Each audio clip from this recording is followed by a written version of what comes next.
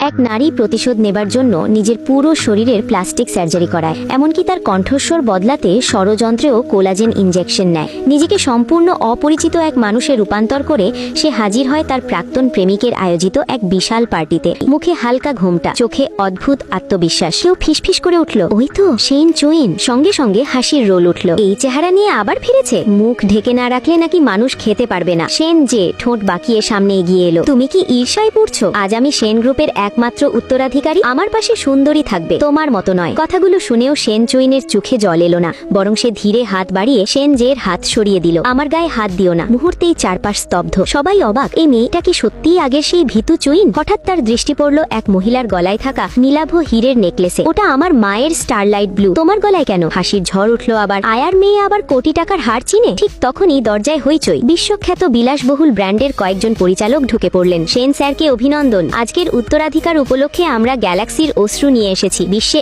একমাত্র পিস। সবাই মুগ্ধ। সেন যে গর্বে উজ্জ্বল।